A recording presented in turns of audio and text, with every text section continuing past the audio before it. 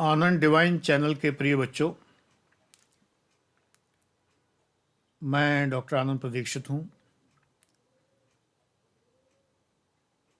कई बार लोग कह देते हैं, बहुत ही कॉमन सा जुमला है, अरे भगवान से डरो।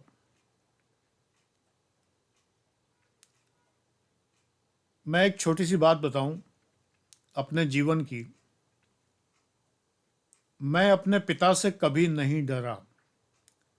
उन्होंने मुझे कभी नहीं डांटा, कभी नहीं मारा पीटा, कभी टेढ़ी आंख नहीं की। क्या कारण था? पिता वही थे, लेकिन छोटे भाई पे मार पड़ती थी।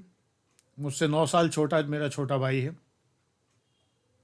उस पे मार भी पड़ी है, डांट भी पड़ी है।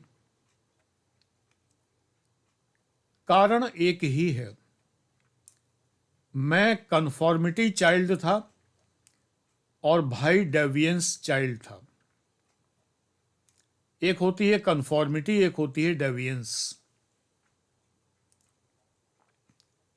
कन्फॉर्मिटी का मतलब जो कहा जाए, जो नियम हैं, सामाजिक नियम, पारिवारिक नियम, माता पिता के आदेश, उन पर चलते रहा जाए। डेविएंस है उनके खिलाफ चला जाए, उनसे विद्रोह किया जाए। मेरा छोटा भाई विद्रोही प्रकृति का रहा।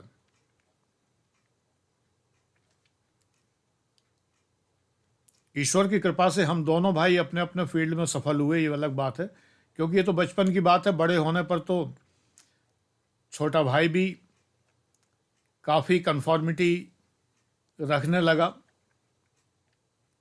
बचपन में बहुत विद्रोही था, तो पिता से उसे डर लगता था। मुझे नहीं लगता था, क्योंकि मैं कन्फॉर्मिंग चाइल्ड था। जो पिता कह रहे हैं वो मान लिया, गलत कहेंगे नहीं वो, मुझे विश्वास है कि गलत कहेंगे नहीं। कोई ऐसी बात कहेंगे ही नहीं जो मानी ना जा सके। तो फिर डरने की जरूरत क्या है? तो ईश्वर से डरो। ईश्वर तो परम पिता है। ईश्वर से डरो क्यों? ईश्वर से प्यार करो, उसका सम्मान करो, उसका स्नेह भाजन बनो, स्नेह पात्र बनो, उसकी कृपा की वर्षा में भीगो। बस इतना करो कि जो वो कहता है वो करो। हम सबको पता है ईश्वर क्या कहता है, क्योंकि ईश्वर ने हमारे शरीर के अंदर, हमारे अंदर अपना एक ब्रांच ऑफिस खोल रखा है, जो ईश्वर के सारे निर्देश हमारे तक पहुंचाता रहता है। उसका नाम है आत्मा। अहम आत्मा गुडाकेश सर्वभूतास्य स्थिता। गुडाकेश कहते हैं अर्जुन को। अहम आत्मा गुडाकेश सर्वभूतास्य स्थिता। सभी प्राणियों में स्थित आत्मा मैं हूं, ये भगवान कहते हैं। तो हमारे अंदर जो आत्मा है, अंतरात्मा एक ही बात है। अंतरात्मा जो है वो जो कहती है उसके अनुसार चला जाए, कन्फॉर्मिटी रखी जाए, डेविएंस न रखा जाए, तो ईश्वर से डरने की तो कोई जरूरत है ही नहीं। तो हम ईश्वर का अखंड अनंत अजस्र प्यार और स्नेह पा सकते हैं। हम उसके स्नेह की वर्षा अनुभव कर सकते हैं। अगर हम ध्यान लगाने बैठेंगे, मेडिटेशन करने, तो ध्यान भी तुरंत सहज रूप में लगेगा, क्योंकि हम तो हर वक्त उसके करीब हैं। एक गजल है जिसमें एक शेर है, आप जिनके करीब होते हैं वो बड़े खुश नसीब होते हैं। ये बात ईश्वर से भी कही जा सकती है कि हे भगवान, आप जिनके करीब होते हैं वो बड़े खुश नसीब होते हैं। लेकिन ये करीबी कब आती है? ये प्रॉक्सिमिटी, निकटता, नियरनेस कब अनुभव होती है? जब हम उसके अकॉर्डिंग चलते हैं। कोई हमारे अकॉर्डिंग चलेगा तो वो ज़्यादा करीब होगा, या जो हमसे विद्रोह करके चलेगा वो? नेचुरली जो हमारे अकॉर्डिंग चलेगा वही तो हमारे ज़्यादा करीब होगा। तो बस हमें सीधे सीधे ईश्वर के अनुसार चलना है, यानी अंतरात्मा की आवाज़ पर चलना है। अंतरात्मा कहे जो गलत है उसको नहीं करना है, कहे सही है वो करना। बड़ा कन्फ्लिक्ट होता है।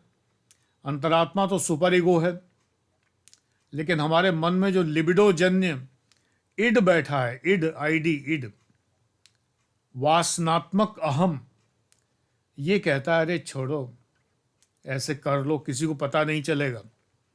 तो हमारा ईगो हमसे वो करवा लेता है, गलत काम करवा लेता है। कभी कभी गलत काम सही के नाम पे करवा लेता है। तो सुपर ईगो की सुनो, अंतरात्मा की सुनो, तो तुम ईश्वर की सुनोगे और ईश्वर से डरने की जरूरत नहीं पड़ेगी। जो लोग कहते हैं ईश्वर से डरो, मैं कभी डरा ही नहीं,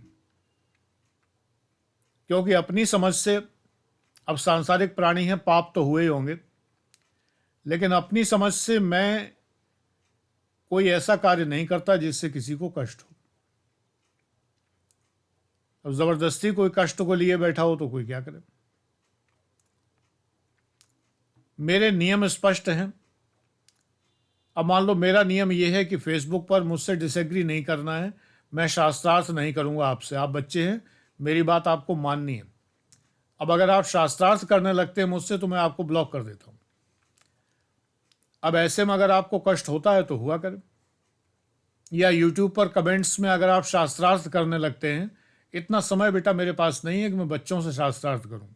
मैं 68 साल का हो गया, पढ़ते पढ़ते 16,000 किताबें पढ़ डाली और न जाने कितनी क्वालिफिकेशंस मैंने अर्न कर ली जो अभी तुमने देखी तक नहीं। मुझसे क्या शास्त्रार्थ करोगे? प्रश्न पूछना ठीक है, जिज्ञासा करना ठीक है, लेकिन ये टोन सही नहीं है कि आपने ये कहा था, ये ऐसे नहीं होता है, ये तो ऐसे होता है। ये बताने वाले आप कोई नहीं होते मुझे, अभी बच्चे हो। तो ये मेरे नियम हैं, मैंने अपना संसार अपने नियमों में रचा है। अब इसमें किसी को कष्ट हो तो हुआ करे, वैसे मैं किसी को कष्ट नहीं देता, बेईमानी नहीं करता, वादे का पक्का हूं, सबका बहुत ध्यान रखता हूं, केयर करता हूं। आपको भी सिखाता हूं केयर करिए। हर रिश्ते का आधार है केयर। तो ईश्वर से मत डरिए, ईश्वर को प्यार करिए, ईश्वर से प्यार पाइए। आज इतना ही। God bless you.